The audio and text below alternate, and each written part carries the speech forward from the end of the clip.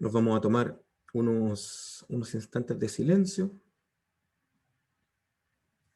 para crear un espacio, ¿cierto? Un vacío, un espacio nuevo, donde podamos, ahí me voy a mover un poquitito aquí, ahí sí, donde podamos recibir esta energía que tenemos hoy para recibir y también para que podamos comprender, entender, asimilar e integrar en nosotros todo lo que aprendamos. Lo invito entonces a hacer una inspiración profunda y guardamos silencio unos instantes.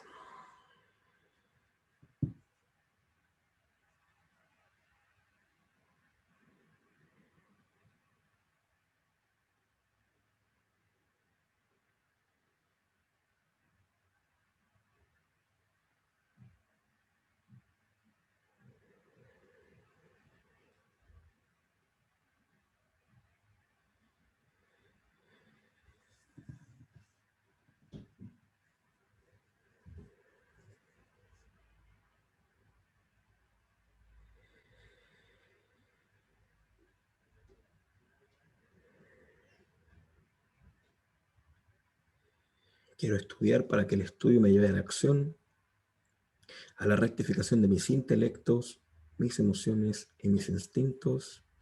Amén. Ken Yehi Ratzon. Muy bien, entonces esta porción de esta semana es la porción Beshalach, que significa y envió. ¿De dónde viene el origen de esta porción? ¿Cierto? Viene de el relato que estamos estudiando, ¿cierto? Estamos estudiando el relato de la Torá y justo nos encontramos, ¿cierto?, con que comienza cuando el faraón envía, ¿cierto? Como vimos la semana pasada en la historia, cuando el faraón envía al pueblo de Israel, lo envía lejos, o sea, como que lo expulsa de la tierra de Egipto. Y simbólicamente esto, como ya hemos estudiado, ¿cierto? El principio simbólico de que Israel representa el alma, Egipto representa la materia, Moisés representa la conciencia superior, Egipto representa el ego. Entonces vemos que cuando ya empieza, hemos visto el proceso a lo largo de estas porciones, cuando ya empieza el alma a querer ir a recibir la influencia de la conciencia superior, entonces el ego termina rindiéndose y termina incluso contribuyendo, ¿cierto? Sirviendo al propósito de la liberación, ¿cierto? Que es lo que está representado en la salida de Egipto y el camino hacia la tierra de Israel. Representa la liberación absoluta, ¿cierto? La liberación del control de la materia, no la liberación de la materia, porque no se trata de morirse, sino que la liberación del control de la materia y del control del ego hasta llegar, ¿cierto?, al final de todos estos libros que vamos a estudiar, va a llegar a la tierra de Israel, que representa esta adquisición de un grado de conciencia constante y continua de deseo, de apego a al Creador, a la luz infinita. Y en este camino, ¿cierto?, aquí vemos que el faraón expulsa al pueblo de Israel. O sea, quiere decir que el ego, cuando el deseo se empieza a corregir y hay un trabajo interior, ¿cierto?, para por fin el alma empieza a despertarse y a decir, bueno, entonces tengo que desarrollarme, tengo que superar los 5 sentidos, etcétera. Entonces el mismo ego, ¿cierto? El mismo cuerpo y el mismo ego se ponen al servicio del alma y lo empujan a buscar este camino. Tanto así ocurre que, por ejemplo, cuando uno decide, no sé, corregir su alimentación, empezar a meditar a diario, comenzar a ser generoso, etcétera, si después no lo hace, el cuerpo mismo lo incomoda. Si come algo que dejó de comer porque el conocimiento objetivo, por ejemplo, el conocimiento objetivo de la Cábala nos dice que hay ciertos alimentos que no deberíamos comer, o sea, el cerdo, los mariscos, etc. Entonces decide dejar de comerlo.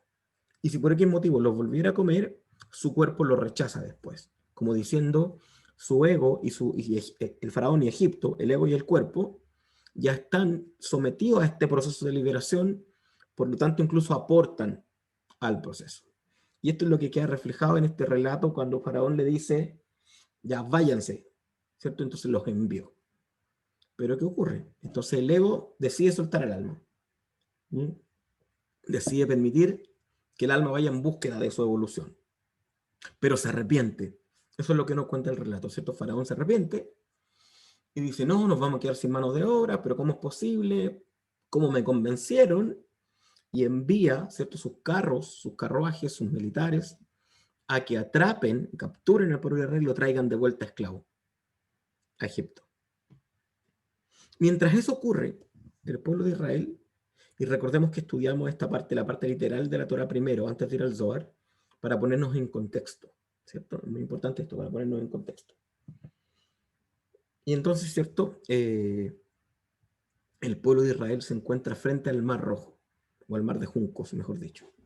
Entonces tienen el mar al frente, obviamente no se puede cruzar el mar, está el mar, y atrás tienen a los egipcios que vienen, ¿cierto? Vienen corriendo, corriendo, corriendo, con sus caballos, con sus espadas, etcétera, para capturar al pueblo de Israel. Y vemos entonces que de aquí surge una enseñanza maravillosa, que es una enseñanza fundamental de la Kabbalah, es que el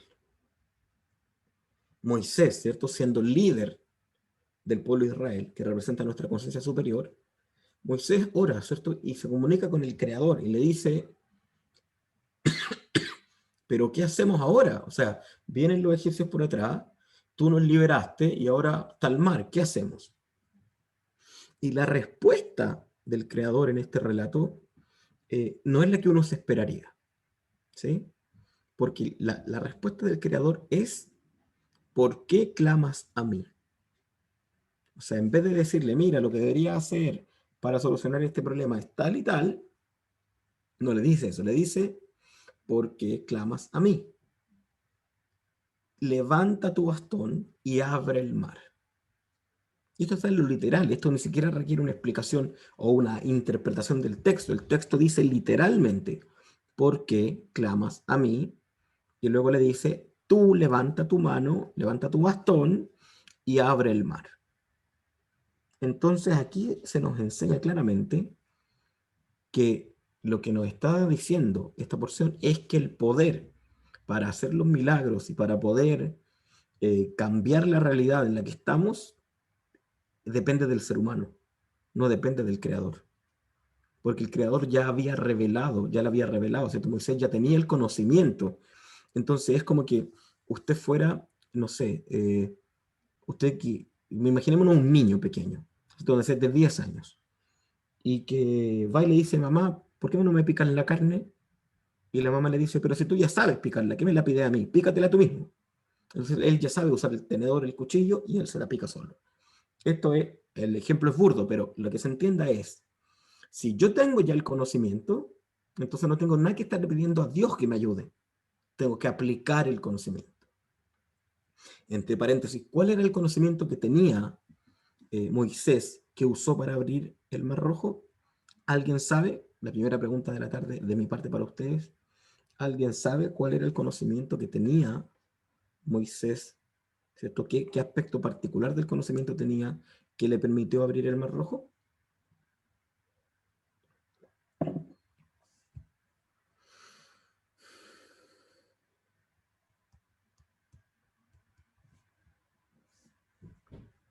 Carlos Oyerson dice los nombres de Dios. Wendy dice los 72 nombres. Exacto, los dos tienen razón. Moisés conocía los 72 nombres de Dios. Y usando el poder, el conocimiento que él tenía de los 72 nombres de Dios, es que pudo abrir el mar, pudo hacer esta transformación de la naturaleza momentánea, que como estudiamos en la Escuela de Secretos, ¿cierto? Los miércoles, justo en la última clase hablamos de eso, de que un milagro es la interrupción momentánea del funcionamiento natural porque activamos una energía que está por encima de la naturaleza. Y esa energía que está por encima, como los 72 nombres de Dios, que están por encima de los planos de los ángeles incluso, que controlan la naturaleza, al activarla somos capaces de dominar la naturaleza por un momento. Lo interesante entonces, y aquí es muy interesante también, es que una de las herramientas que está codificada en la porción de la Torah de esta semana, en la porción Beshalach, son los 72 nombres de Dios, ¿cierto? Hay 3 versículos, que son los versículos cuando comienza el relato del Mar Rojo, que esos 3 versículos, cada versículo tiene 72 letras, que si nosotros tomamos la primera letra de la primera línea y la última letra de la segunda línea y la primera letra de la tercera línea, surge el primero de los 72 nombres. Luego la segunda letra con la penúltima letra con la segunda letra, surge el segundo de los 72 nombres, y así sucesivamente. Entonces allí Moisés ocupa el conocimiento que tenía y logra abrir el mar. El texto nos cuenta que se abrió el mar, los hijos de Israel pasaron, y cuando pasaron los egipcios se cerró el mar y murieron muchos militares egipcios en ese lugar. ¿Qué aprendemos aquí en lo práctico? ¿Qué nos sirve lo práctico de esta enseñanza? Si la conciencia, Moisés es la conciencia, ¿cierto? Para que Israel atraviese el mar, lo que nos está diciendo aquí es que el mar siempre representa la dificultad que viene de afuera, la dificultad que aparentemente es externa, ¿cierto? Un problema económico, un problema con tu pareja, un problema con tus padres, un problema de salud, una influencia externa. Entonces, a veces uno, la parte interior se desanima, dice, bueno, pero ¿cómo lo arreglo? ¿Por qué me pasa esto? ¿Qué ocurre? Nada. Incluso puede rezar, decir, oh, Dios, ayúdame, no sé qué. ¿Cuál es la respuesta de Dios? ¿Por qué clamas a mí? Tú abre el mar. ¿Qué le está diciendo a la conciencia superior? Le está diciendo, usa el conocimiento que tienes para salir de esta situación. Y no esperes que Dios te ayude. Y esto sé que va mucha gente que lleva poquito tiempo, quizás las personas que están nuevas por primera vez, puede sonar un poco como un poco fuerte. Bueno, ¿cómo no va a pedir a Dios que me ayude si Él es todopoderoso? Claro, pero el Creador, ¿cierto? La fuerza inteligente que llamamos Dios, que llama Dios la gente, que realmente que nosotros llamamos Hashem, o el Ein Sof, la nada infinita, ya reveló a este mundo todo lo que necesitamos. No necesitamos pedirle ayuda, lo que necesitamos es dejar que nos ayude aplicando las herramientas que conocemos. Por ejemplo, los 72 nombres, si es que los conocemos. Si no, por ejemplo, la meditación o la oración o cuando aprendemos distintas herramientas clave. Por ejemplo, y aquí voy a pasar a algo muy importante que justo... Oh, perdón, algo me acaba de ocurrir aquí. Ahí está. Algo que justo está revelado en esta porción de la Torá.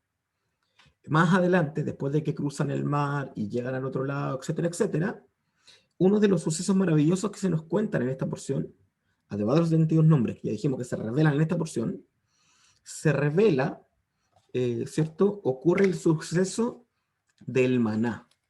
Me imagino que todos saben a qué se refiere el maná, pero lo vamos a decir si es que no. El maná, o en el hebreo el man, es, ¿cierto? El pueblo de Israel estaba ahí, no tenía comida, ¿cierto? Entonces fueron donde Moisés. Moisés, ¿qué pasa? Que no tenemos comida. Moisés va donde el Creador les dice, a ver, tranquilo, por el mérito que ustedes tuvieron de salir de Egipto y estar aquí, todos los días va a caer man.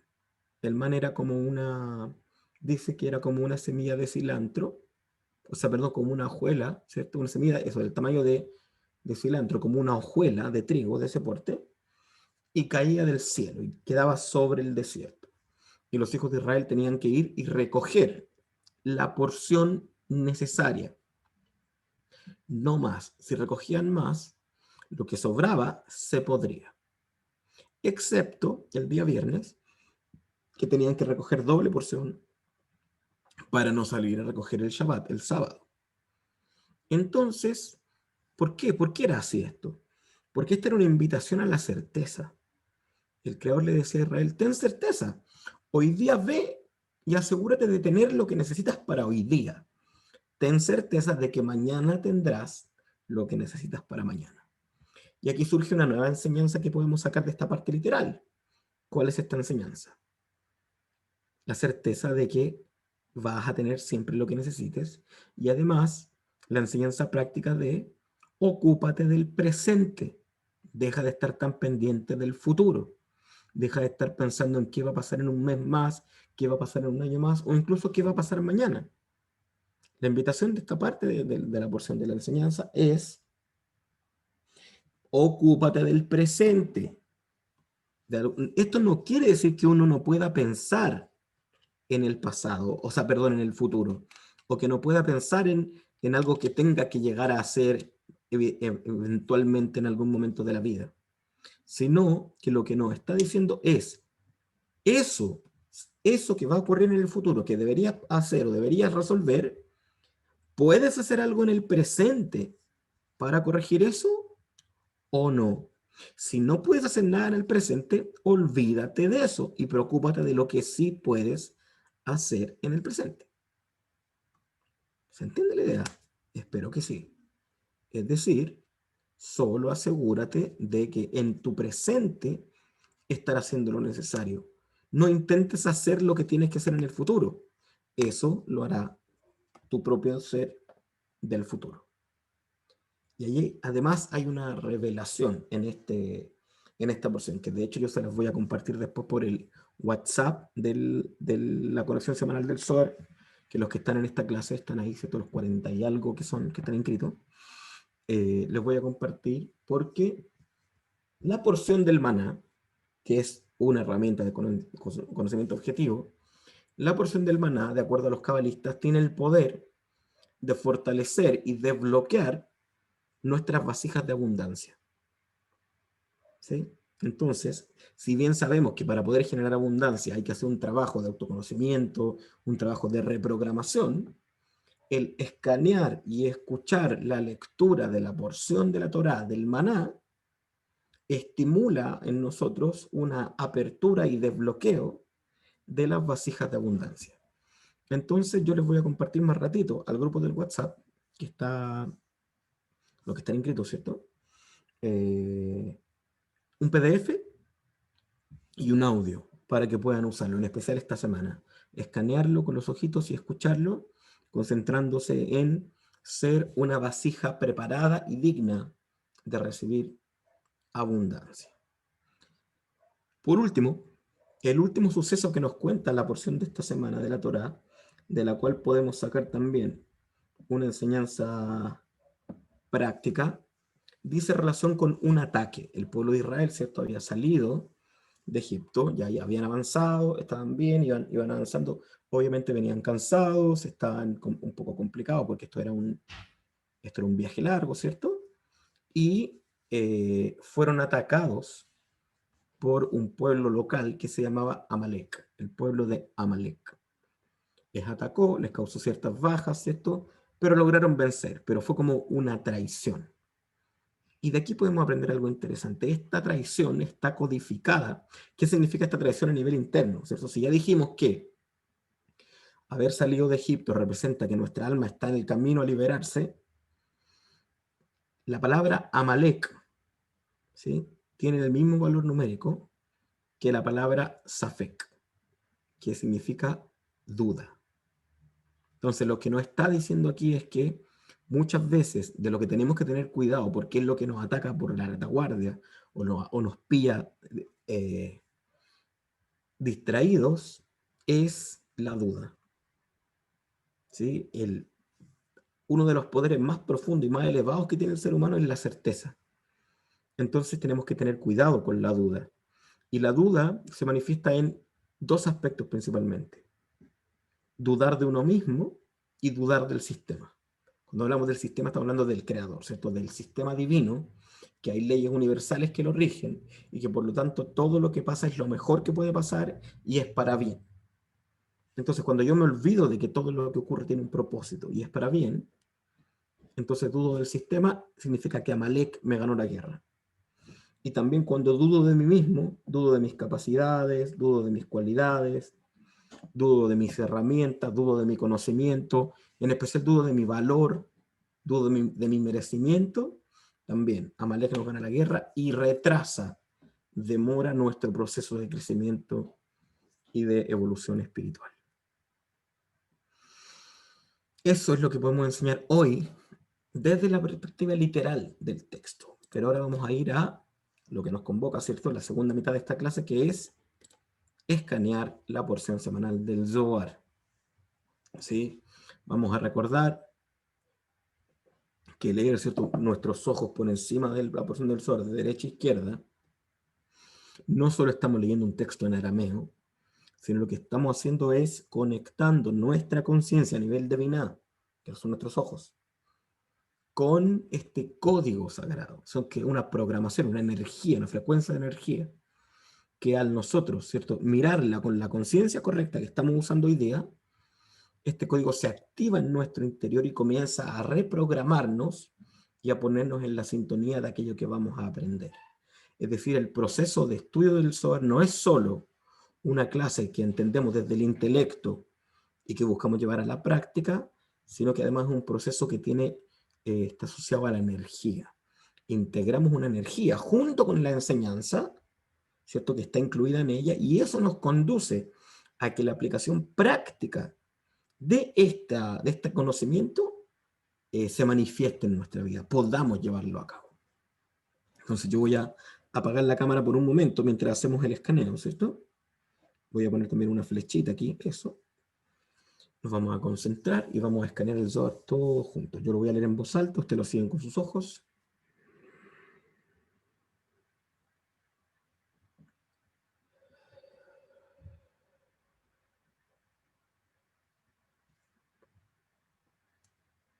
Leemos todos juntos el Zohar. Ta Hazeh. Yemina de Kutcha Berihu. Minei Mita Arin Kol Nehiro. Kol Birkan Bekol Hidu. Bei Kalil Shema'ala Kema de Id Bevarnash. Yemina Ushma'ala. Ushma'ala Itklil Bimina. Bimina hu Klil Kola.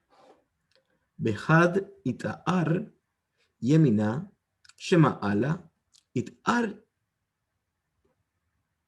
Imei. Deja Bei Ahid Beit Klalil.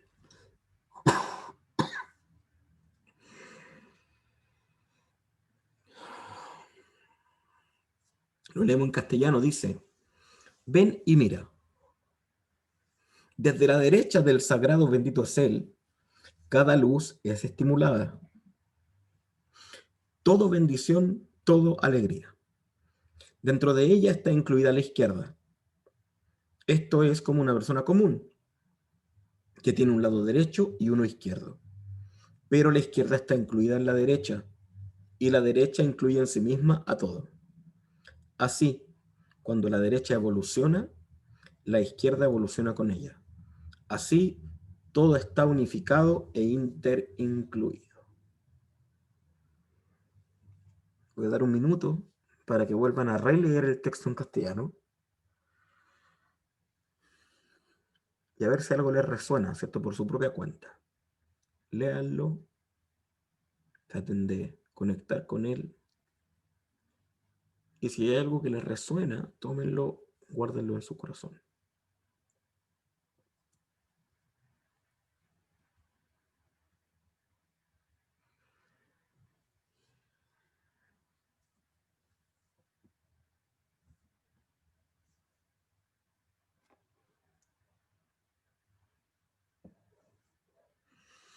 Bien, lo que cada cual tomó es para sí mismo, lo que cada cual entendió es para sí mismo, y así mismo está súper, ¿sí? Independientemente de que sea o no, esté relacionado o no con lo que yo vaya a explicar hoy, de ahí se puede, ¿cierto? Lo que tomó, eso es para usted hoy día. Además, por supuesto, de lo que vamos a estudiar ahora y tratar de entender. Entonces, lo primero que vamos a decir, el Zohar nos dice Ta Hazei. Ta Hazei. Ven y mira. ¿Qué significa esto? El Zohar, ¿cierto? O sea, hay varias explicaciones, las dos que más recorrimos. La primera, Ta Hazei, nos está diciendo, esto que vamos a explicar ahora, ven y mira, no ha sido explicado antes en el Zohar. Por lo tanto, es una explicación nueva. Y además, Ta Hazei es como que yo tuviera algo aquí, tú estuvieras lejos y te dijera, oye, mira, ven a mirar. Es como acércate, es como trae tu atención a lo que vamos a explicar. Y luego dice, ¿cierto? Yeminá de Kuchabarijú, desde la derecha del sagrado bendito Ase. O sea, está diciendo de la derecha del Creador.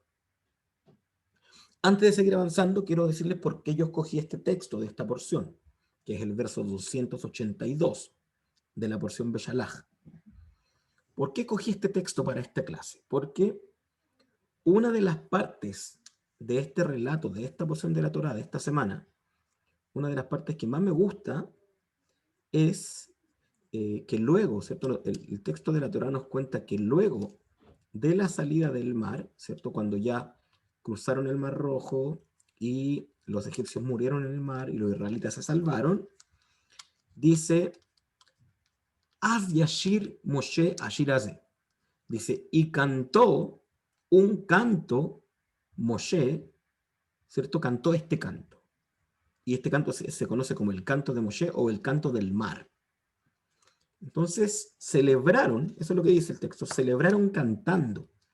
Dice ahí el texto que las mujeres por un lado se fueron con Miriam, con el pandero y cantaron, bailaron para celebrar la victoria, ¿cierto?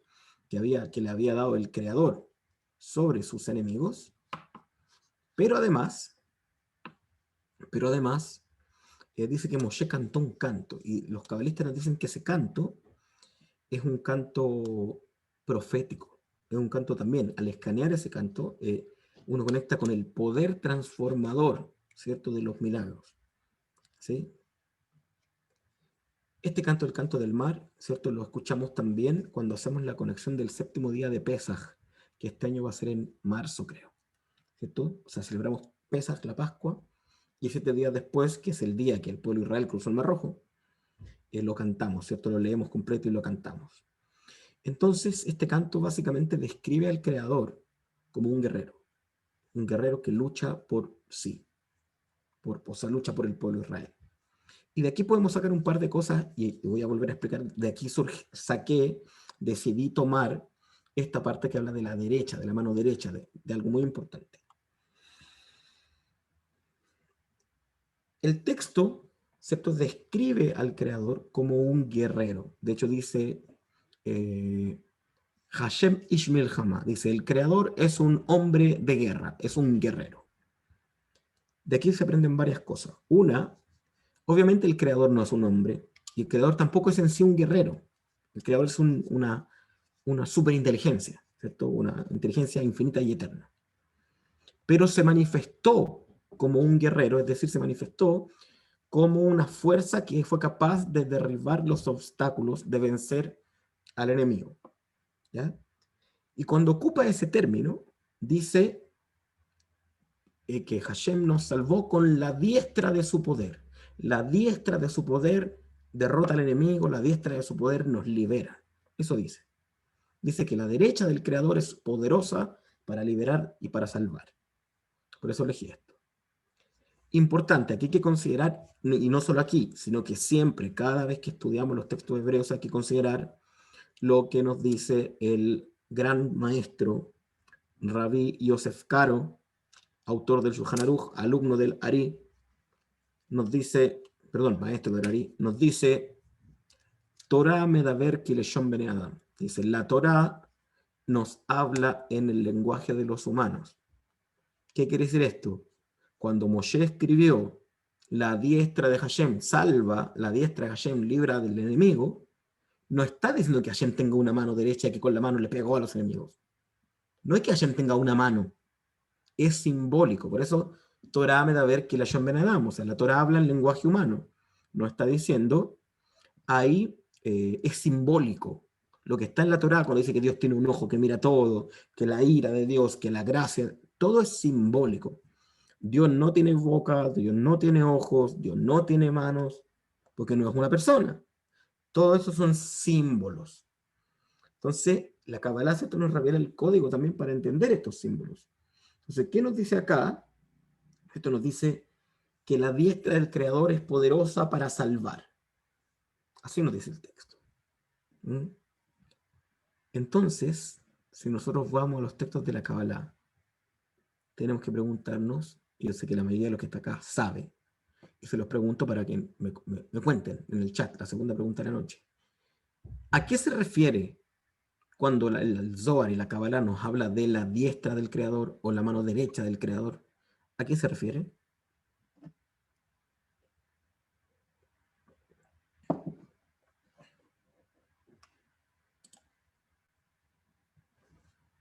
Simón dijo Jochma. ¿Qué dice el resto? Inger dice Hesed. Carlos dice sí. No sé a qué se refiere con sí. ¿Alguien más quiere aportar algo? Carlos dice Jochma. ¿Los demás?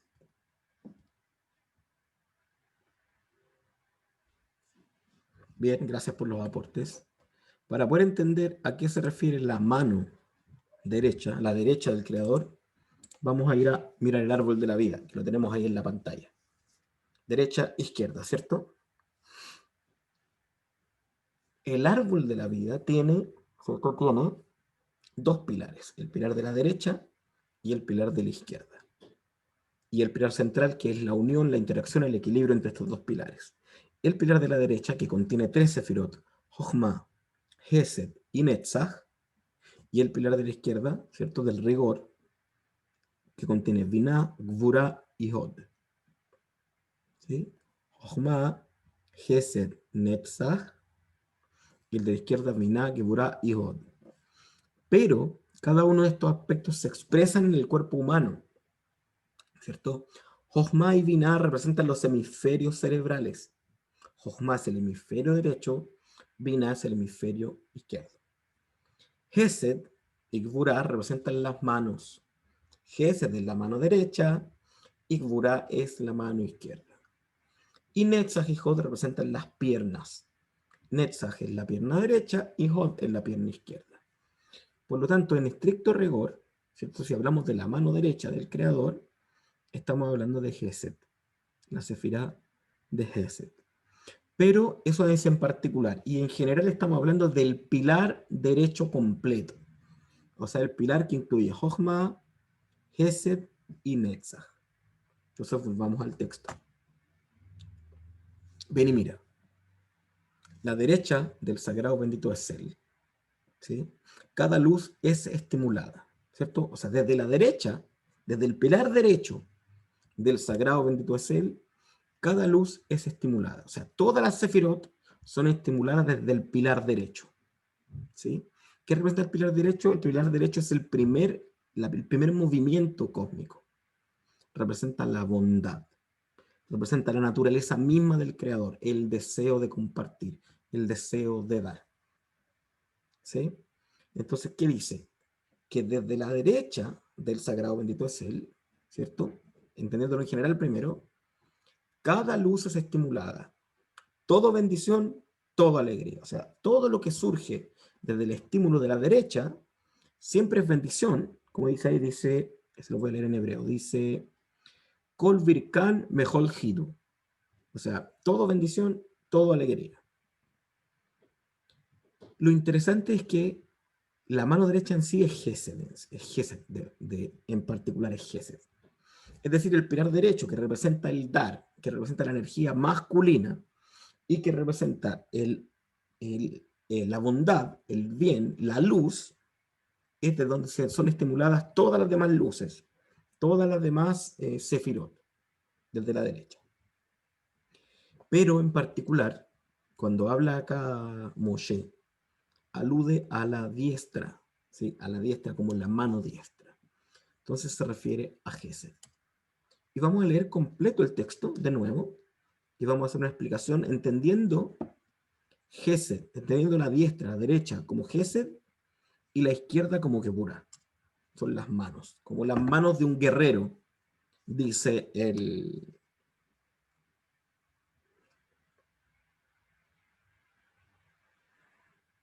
Rav Mordechai Scheinberger. No me podía acordar de su nombre. Dice que ahí Moshe está hablando de las manos del guerrero, porque dice Hashem Ishmael Hamá, o sea, Dios es un guerrero, ¿sí? Dice, pero está hablando de las manos del guerrero. Y aquí quiero hacer un paréntesis, que esto va para cada uno de ustedes, y para mí también en algún momento lo fue, para que pensemos en lo siguiente.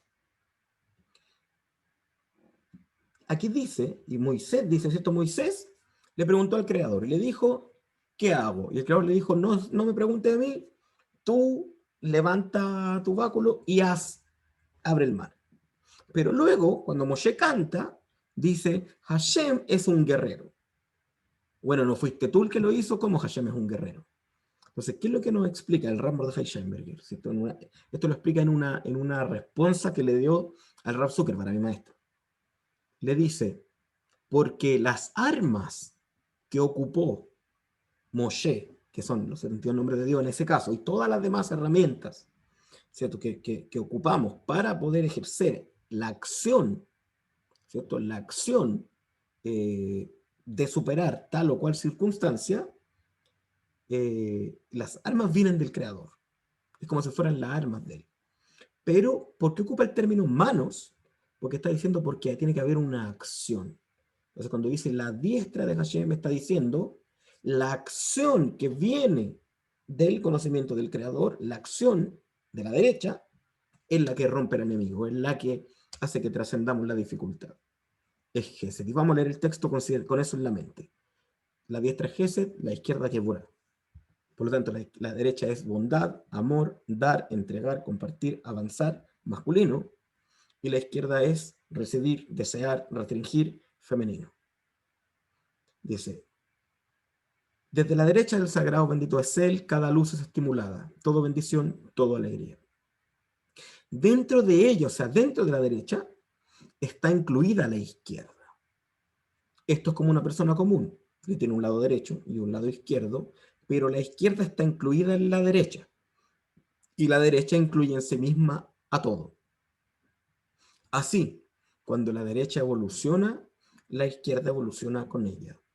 Así, todo está unificado e interincluido.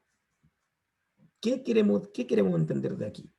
Lo que da a entender al compararlo con un hombre que tiene un lado derecho y un lado izquierdo, es como que estuviera hablando de un hombre que es diestro, que su mano derecha es la mano predominante y no la izquierda. O sea, los dos tenemos una mano derecha y una mano izquierda, pero aquí habla, es como si dijera, la que predomina es la derecha. Entonces, ¿qué dice acá? Que desde la derecha, ¿cierto? Es estimulada toda luz y toda bendición y toda alegría. O sea, desde Gesed. ¿Qué nos está diciendo el texto? Toda acción que hacemos las personas, los seres humanos, que surja desde la derecha, es decir, desde el deseo de compartir, desde el deseo de iluminar, desde el deseo de dar, desde el altruismo, desde la bondad, desde el amor, desde todo lo que representa la derecha, ¿cierto? La mano derecha, todo lo que venga desde ahí, ¿cierto? Va a generar bendición y alegría. Y luego dice, dentro de ella está incluida la izquierda. O sea, está diciendo como que la izquierda no es algo independiente, sino que es parte de ella. ¿Por qué? Porque si Gesed es dar, Geburah es recibir. Si Gesed es masculino, Geburah es femenino. Si Gesed es expansión, Geburah es restricción. ¿Qué nos está diciendo? Que cuando actuamos desde la bondad verdadera y desde el conocimiento objetivo de la bondad verdadera, el aspecto izquierdo, que es el que equilibra, se vuelve parte de él. O sea, si actuamos realmente desde el deseo altruista y consciente de compartir, la parte que va a restringir, es decir, la parte que genera que podamos también recibir, está incluido en ese compartir. Por eso luego fortalece y dice, esto es como una persona que tiene un lado derecho y un lado izquierdo, pero la izquierda te incluye en la derecha y la derecha incluye en sí misma a todo. Así cuando la derecha evoluciona, la izquierda evoluciona con ella. ¿Qué nos está diciendo el texto acá? Que a veces nosotros miramos los atributos espirituales como cada uno por separado y nos olvidamos del principio de Stalshelut, que de hecho lo hemos estudiado en el curso introductorio a la Kabbalah, si alguien no lo ha tomado, lo llega a tomar, lo vamos a escuchar ahí, que hemos dicho que todo en el árbol de la vida está interincluido. Y también hemos explicado que, a pesar de que, cierto, la energía del creador se expresa en este mundo de múltiples formas, su forma verdadera, su forma original es el amor. O sea, si nosotros pudiéramos definir qué es la luz del creador, es amor. Es decir, es deseo de nutrir, deseo de compartir, deseo de avanzar, deseo de aportar, deseo de satisfacer al otro, a los otros seres. ¿Qué es lo que nos está diciendo entonces aquí? que el ser humano, si trabaja y corrige e integra su deseo de dar, a la vez que lo está haciendo, de inmediato está corrigiendo su deseo de recibir. O sea, si vas a dar, hazlo por el simple deseo profundo y maravilloso de dar. Y al dar, activa igual la izquierda que es de recibir. Es decir, no necesita empezar a trabajar o concentrarse en qué es lo que voy a recibir yo de lo que voy a hacer por los demás. No, suéltalo y solo enfócate en el dar. Tanto así que si decimos, bueno, si estamos hablando de una guerra, y la guerra es rigor, y la guerra es batalla, y la guerra, ¿cierto?, es fuerza, ¿no debería Moisés haber dicho, la bondad del Creador es la diestra y su mano izquierda es la que vence en la batalla? Porque la izquierda es el rigor y la izquierda es la fuerza. El Zohar nos dice no, porque incluso la acción, ¿cierto?, de ganar una batalla, de triunfar en un conflicto, la acción de superar una dificultad, de vencer a una competencia, de trascender un aspecto riguroso de nuestra vida, la batalla tiene que ser dada con el amor. La batalla tiene que ser dada desde el amor, nunca desde el rigor por sí mismo. ¿Por qué? Porque no nos dice el texto y nunca nos lo va a decir que si actuamos desde la izquierda también incluye a la derecha. No. Lo que nos dice es que si actuamos desde la derecha también incluye a la izquierda.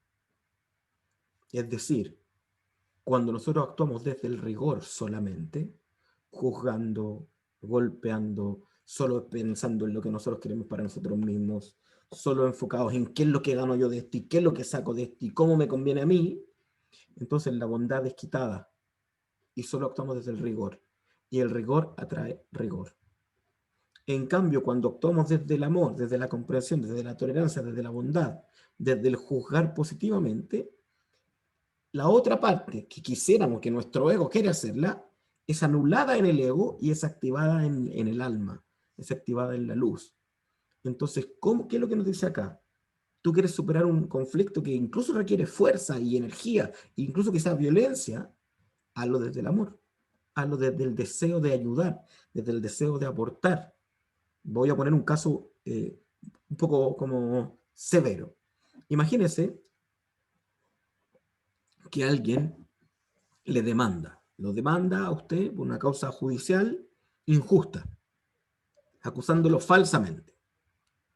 ¿Qué es lo que va a decir usted? Bueno, no, lo que tengo que hacer es defenderme, tengo que atacarlo hasta que triunfe. ¿Qué nos dice la Kabbalah? No, lo que tienes que hacer es ir a defenderte en tu causa, pero desde el enfoque del amor. O sea, ¿cómo hago para triunfar acá sin perder mi conexión con el amor? ¿Cómo me enfoco en que esto sea lo mejor para los dos? Que esto les dé una lección a los dos, que esto sea un aporte y que nos ayude a crecer. No voy a ir y voy a destruir y derrotar a esta persona, porque ahí sería solo actuar desde la izquierda. Y si actuamos solo de la izquierda, lo que activamos por afinidad de forma es el rigor. Pero si yo me enfrento a una situación difícil, incluso en contra de alguien que quizá me odia o que tiene algo negativo contra mí, pero yo lo hago desde Gesed, desde la diestra, entonces la diestra gana la batalla. Y la diestra libera, y la diestra liberta, y salva, y vence al enemigo. ¿Mm? Siempre desde la bondad, siempre del cómo esto que quiero hacer, no sé, estoy compitiendo, imaginemos otro caso, estoy compitiendo valga la redundancia, con una competencia económica. Los dos tenemos el mismo negocio. ¿Qué voy a hacer? ¿Intentar destruirlo? ¿Intentar hundirlo? No.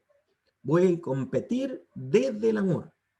Ok, él tendrá a sus clientes, yo tendré los míos. A los míos les voy a dar lo mejor. Voy a entregar lo mejor de mí. Desde el altruismo, desde el amor, desde la bondad. Y así es como voy a triunfar. Entonces, ¿qué quiere decir esto? Cuando estamos en un conflicto, en una dificultad, si activamos el poder del amor, dicho sea de paso, una herramienta que puede servirnos para esto es la línea 1 de la nave Joach, como estudiamos ayer. Lo que fue ayer o antes de ayer. Estoy medio bueno, antes de ayer parece que fue. Lo que podemos hacer, ¿cierto? Al activar esta luz de bondad o esta luz de bien, en sí misma, a ver, alguien está hablando por el chat. Fue el sábado, gracias. al activarla, ¿cierto? Al activar la luz de la bondad, estamos de inmediato activando la otra parte. Es decir, yo solo me voy a ocupar del bien que puedo hacer, de cómo puedo contribuir a los demás, de cómo puedo amar, de cómo puedo contribuir al bien colectivo, y lo que tenga que ver con rigor, con justicia, con castigo, con consecuencia, el sistema se hace cargo, no yo. Porque el sistema funciona bajo las leyes de causa y efecto. Entonces, alguien me hizo daño a mí, alguien te hizo daño a ti, no lo juzgues, no te enojes. Obviamente va a surgir de inmediato el enojo, la ira, no sé, pero contrólalo y digo, okay, ¿cómo hago para procesar esto desde la derecha? Desde el amor, desde el entendimiento, desde la tolerancia, de decir, no, el sistema funciona para bien, todo tiene un propósito, ¿cómo puedo ocupar esta herramienta para crecer? ¿Cómo puedo ocupar esta experiencia para evolucionar? Y eso va a activar el sistema de causa y efecto. Y si esa persona que te hizo el daño tiene que recibir un castigo o tiene que recibir una consecuencia negativa por su acción, esa consecuencia va a venir del sistema. Y el sistema le dará lo justo a esa persona y equilibrará la balanza. Pero no tú, ni yo, porque no somos jueces. ¿Sí? Por eso es que Moshe dice, la diestra de Hashem gana la batalla. Es decir, Moisés hizo su parte, levantó el báculo, activó el conocimiento que tenía, y el sistema hizo la otra parte, que tenía que ver con, como por decirlo así, tú no te ensucias las manos, el sistema se lo ensucia. Tú simplemente haz tu parte. Hay alguien que está enfermo, no es tu misión criticarlo por las cosas que hizo mal, que lo pusieron enfermo. No es tu misión esa. Tu misión es rezar por él, meditar por él, darle un consejo para que se mejore. ¿Sí? Incluso por decirle, ¿sabes qué? Yo creo que esto y esto. Pero no es tu misión cuestionarlo o criticarlo. ¿Sí? ¿Qué es lo que nos está haciendo aquí entonces? Si la derecha incluye todo, todas nuestras acciones, todo lo que aportamos al mundo, todo lo que hacemos a diario, puede mejorarse, corregirse, rectificarse y tomar una forma incluso mejor de lo que nos imaginamos si decidimos desde antes, desde digamos, una predisposición a hacerlo desde el amor y desde el bien, desde el altruismo. Por ejemplo, alguien está en un trabajo que no le gusta y todavía no se puede ir a ese trabajo, en vez de reclamar, en vez de discutir, en vez de pelear, en vez de gritar, en vez de estar sacando la vuelta o haciendo, atacando a su jefe o a su trabajo, a su empleador, lo que sea, inyecte amor, inyecte bondad, inyecte altruismo. Y la otra parte se va a hacer sola por sí misma. El gran problema es que la mayoría de las personas, cuando tienen una dificultad con otras personas, o con una institución, o con un sistema político, o con un gobierno, lo que hace es activar de inmediato a la izquierda, la queburá, el juicio, la crítica, el ataque, el rigor. Entonces, no solo además contamina energéticamente con esta parte rigurosa, sino que además, por afinidad y forma que activa en su interior, rigor, que atrae del universo rigor.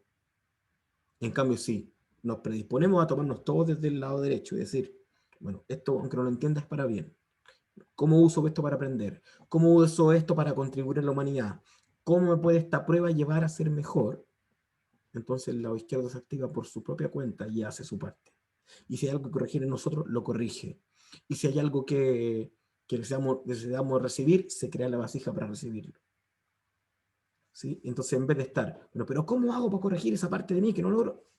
Inyecta el amor, inyecta bondad, inyecta la opción de compartir, inyecta la energía del dar, la energía de preocuparte por los demás. ¿Cómo hago para que mi negocio me genere más? ¿Cómo puedo darle más o puedo darle mejor a mis clientes? ¿Cómo hago para que la relación con mi pareja sea más recíproca? ¿Qué estás dando? ¿Qué estás compartiendo? ¿Qué estás entregando? ¿Qué estás comunicando? Siempre enfocándonos en lo que tú tienes para compartir y el resto del sistema se va a ordenar por su cuenta. Enfócate solo en lo que quieres recibir y eso es lo único que va a activarse y el rigor se va a mantener presente. La diestra de Hashem. Vencer al enemigo, la diestra de Hashem, libera, liberta. O sea, la bondad. Nuestras acciones tienen que estar preconcebidas como acciones de bondad, como acciones de altruismo, como acciones que buscan el bien colectivo. Si actuamos desde ahí, el resto está incluido en ello. Todo lo demás que necesitemos se va a manifestar siempre que enfrentemos cada situación y cada circunstancia desde el cómo de mi acción aporta bondad, aporta altruismo, trae bien a los demás.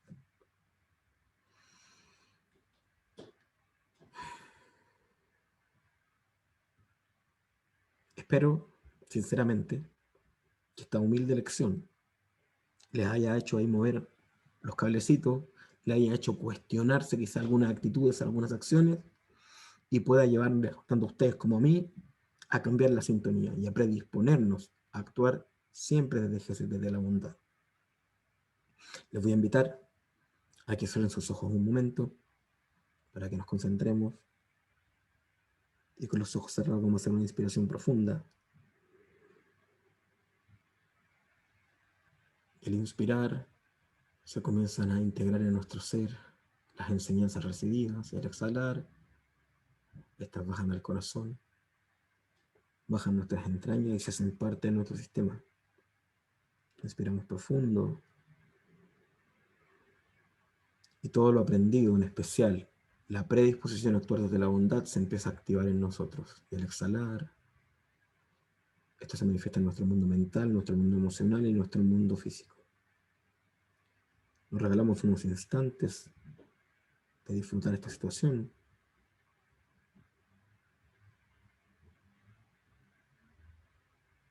Hacemos la última inspiración profunda. Se integra toda esta experiencia, todo lo aprendido y liberamos lentamente.